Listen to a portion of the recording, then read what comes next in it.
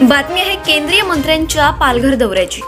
आदर्श लोकप्रतिनिधी मंत्री कसा असावा याचे जिवंत उदाहरण म्हणजे केंद्रीय राज्यमंत्री जलशक्ती आणि आदिवासी व्यवहार मंत्री बिस्वेश्वर तुळू हे प्रशासकीय ज्ञानाचे उत्तम उदाहरण। केंद्रीय मंत्र्यांच्या प्रश्नांवर पालघर जिल्ह्यातील जिल्हास्तरीय अधिकाऱ्यांना उत्तरही देता आले नाहीत, तर जिल्ह्याची विकास कामांची आकडेवारी जिल्हा प्रशासनाला देता आली नाही।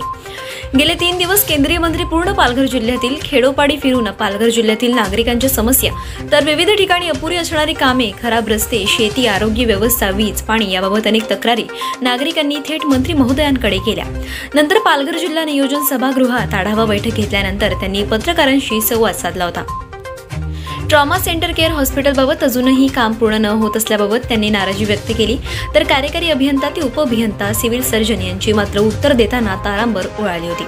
खात नाही असे म्हणायचे आणि पायलीभर खायचे अशी म्हण पालघर जिल्ह्यातील काही वरिष्ठ अधिकाऱ्यांच्या बाबत तंतोतंत खरी ठरते। ऑफिसमध्ये दर्शनी भागातच लाच घेऊ नये, लाच घेतल्यास आम्हाला कळवा असे फलक जिल्हाधिकारी कार्यालयामध्ये प्रवेश करताना आपल्याला दिसतात।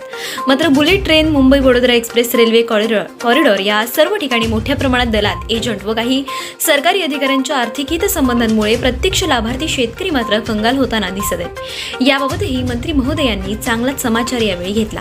पालघर जिल्ह्यातून जाणारे केंद्रीय विकास प्रकल्प, bullet train, Mumbai Vadodara express, railway corridor असे अनेक प्रकल्प जात असून या ठिकाणी प्रत्यक्ष कब्जेदार असलेल्या आदिवासी शेतकऱ्याला मात्र अक्षता वाटण्याचे काम सेठ, सावकार व सरकारी अधिकारी करत असल्याचे नागरिकांनी थेट तक्रारी केल्या।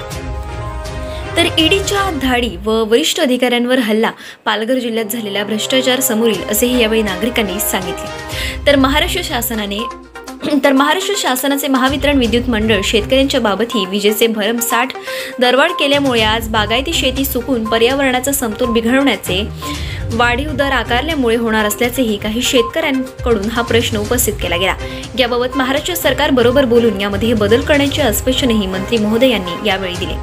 तर शेतीला पूरक व्यवसाय म्हणून कृषी पर्यटन केंद्र सुरू केलेल्या पालघरमधील शेतकऱ्यांच्या एजी पंपाला विद्युत शुल्क कमी आकारावे म्हणून शेतकऱ्यांनी मागणी केली आहे। पालघर जिल्ह्याला पर्यटन केंद्र यामधून मोठ्या प्रमाणात परकीय चलन मिळू शकते, मात्र इथल्या प्रशासनाला अधिकाऱ्यांची या कृषी केंद्रांना सेवा सुविधा देण्याची मानसिकता नसल्यामुळे शेतकऱ्यांचे खच्चीकरण होते। 1 महिन्याच्या आत आज घेतलेल्या जिल्हास्तरीय आढावा सभेचे प्रत्यक्ष कामांमध्ये अंमलबजावणी करावी म्हणून त्यांनी जिल्हा प्रशासनाला आवाहन केले आहे व याबाबत पंतप्रधान नरेंद्र मोदी यांना सुद्धा मला हा आढावा पाठवावा लागेल असे सांगितले। त्यामुळे जिल्हा प्रशासनाचे धाबे एकंदरीत दणाणले आहेत। केंद्रीय राज्यमंत्री जलशक्ती आणि आदिवासी व्यवहार बिस्वेश्वर तुळू यांची प्रतिक्रिया आपण पाहणार आहोत। बातमी व प्रतिक्रिया पूर्ण पाहायला विसरू नका। जिल्ह्याचे वास्तव्य आणि प्रशासकीय यंत्रणा कशी धीम्या गतीने काम करते, एका केंद्रीय मंत्र्यांनी घेतलेला हा पालघर जिल्ह्याचा आढावा आपण पाहूया।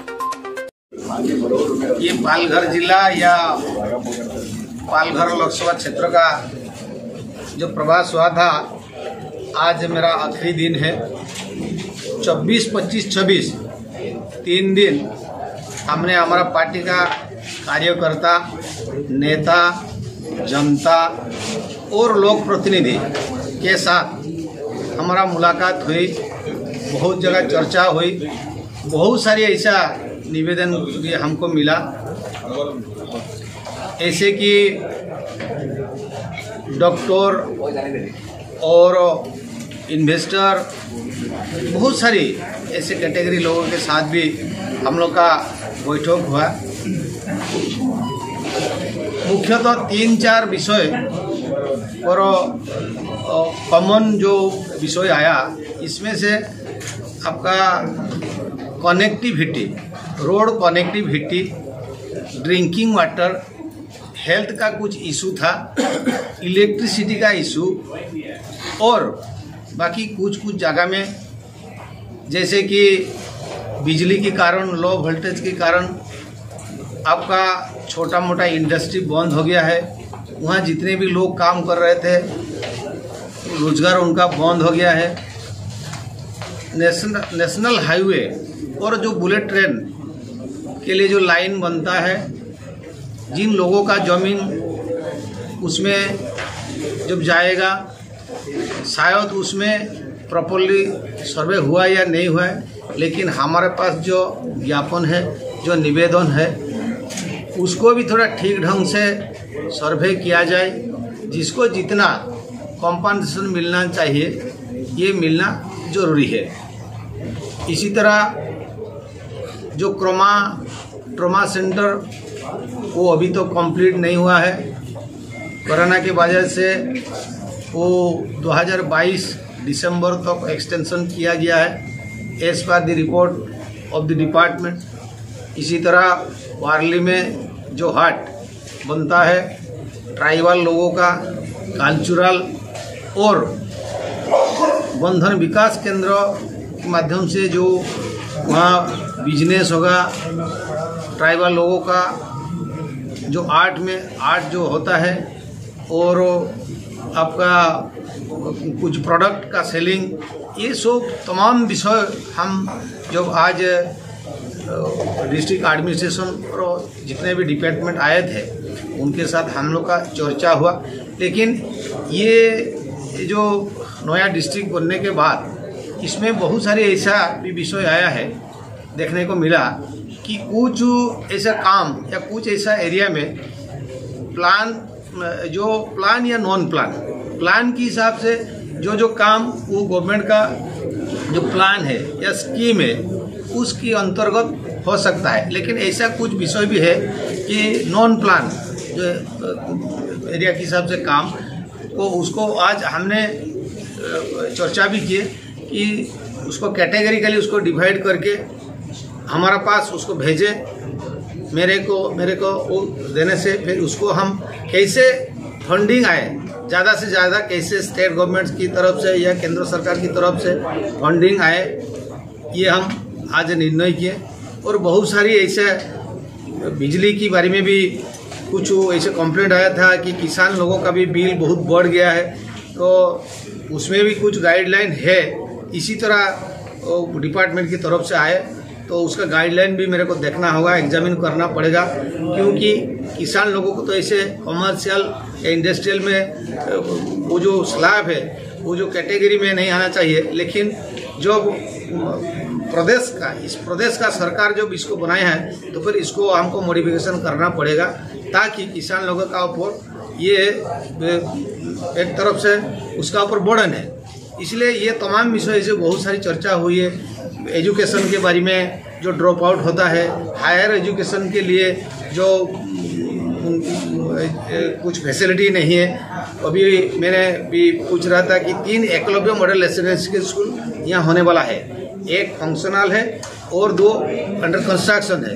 तुरंत हो जाएगा तो ये 3 एकलव्य मॉडल स्कूल जो बन जाएगा, मतलब 1500 बच्चों को ये शिक्षादान मिलेगा क्लास 6 से 12 क्लास तक। तो ये जो ड्रॉप आउट का मामला जो आता है क्लास 8 में भी हो जाता है, इससे पहले भी हो जाता है, या 10 क्लास तक पढ़ाई के लिए जो प्रॉब्लम आता है ट्राइबल बच्चों को, वो प्रॉब्लम शायद नहीं आएगा।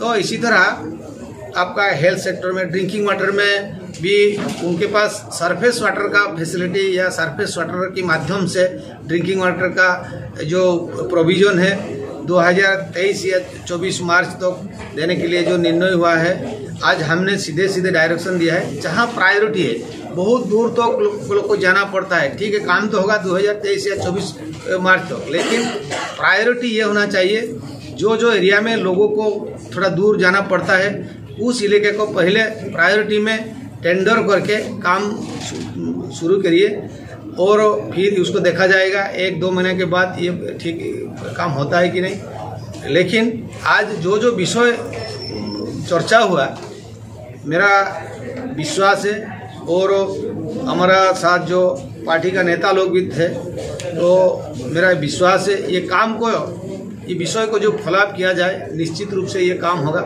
लेकिन और भी एक देखने को मिला है कि ग्राउंड तक बहुत ऑफिसर नहीं जाते हैं, इसीलिए भी काम का क्वालिटी क्या रिक्वायरमेंट है, कौन सा इलाके में क्या है, ये विषय एक्चुअली बहुत जानकारी नहीं है। जितना आज हमने रिव्यू के टाइम में जिसको अनुभव हुआ, फिर भी हमने आग्रह रखा कि देखो जनता के लिए हम पब्लिक जो रिप्रेजेंटेटिव भी है और जो पब्लिक सर्वेंट भी है, इसीलिए दोनों का सहयोग में दोनों का कोऑपरेशन में जो हम काम करेंगे पब्लिक को निश्चित रूप से बेनिफिट मिलेगा। और जो बहुत सेंसिटिव इशू भी था हेल्थ इशू का, यहाँ जो कॉलेज बनना है बहुत सारी पेशेंट को इसे दूर तक मुंबई तक उसको रेफर किया जाता है, लेकिन इसमें भी कन्फ्यूजन था। सरकार ने अप्रूव कर दिया है यहाँ मेडिकल कॉलेज बनाने के लिए, लेकिन लैंड का कुछ शायद इशू है, उसको भी हमने आज सीधे सीधे डायरेक्शन दे दिया कि एक जगह जब नहीं होता है दूसरा जगह आप लैंड इसको आइडेंटिफाई करिए और मेडिकल कॉलेज वहाँ बनाइए।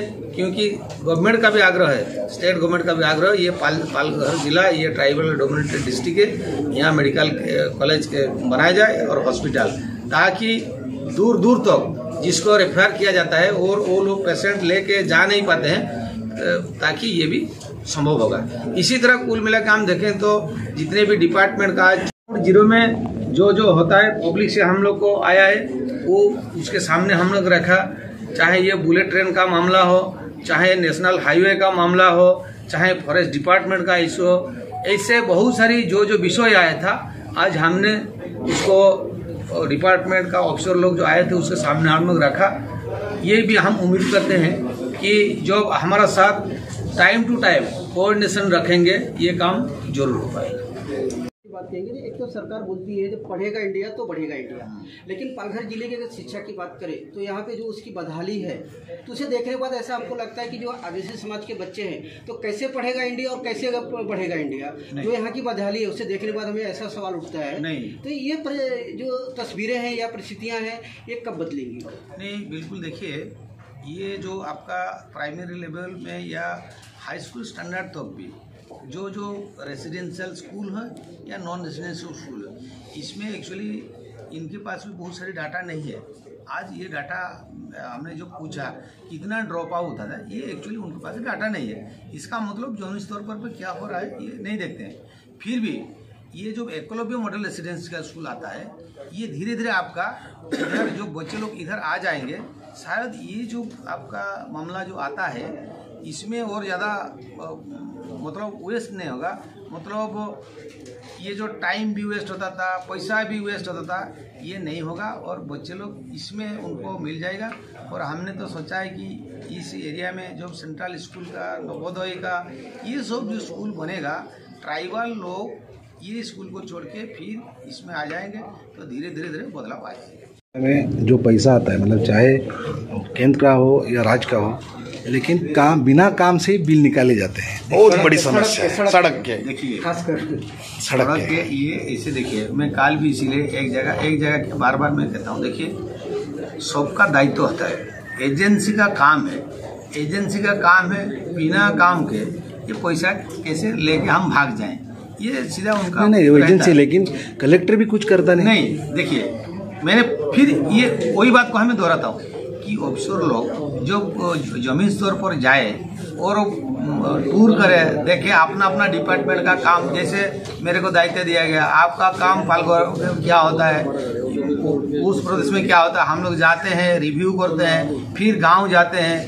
एरिया जाते हैं, ताकि पता चलता है ना। लेकिन इसमें पूरा मेरा इतना अनुभव है, ऑफिसर लोग नीचे तक नहीं जाते हैं, सीधे नीचे जो रिपोर्ट आता है, नीचे जो रिपोर्ट आता है इसके आधार करके ये सब कर देते हैं। इसीलिए आज भी हमने आग्रह रखा कि ऑफिसर लोग नीचे जाए और उसको बीच में देखें वास्तव में एक्चुअली क्या होता है, और जनता का भी एक्चुअली जिम्मेदारी होता है कि ये हमारा पैसा है और क्वालिटी का काम कैसे हो, प्रॉपर टाइम में हो, ये सब भी हम लोग का दायित्व होता है, सबका दायित्व होता है। खाली ये डिपार्टमेंट का काम या डिपार्टमेंट का ऑफिसर लोगों का ये रिस्पॉन्सिबिलिटी ये नहीं, ये पैसा हम सब लोगों का, इसीलिए हम लोग का भी जिम्मेदारी होता है। सबका जो थोड़ा कोऑपरेशन रहेगा तो निश्चित रूप से ये क्वालिटी मेंटेन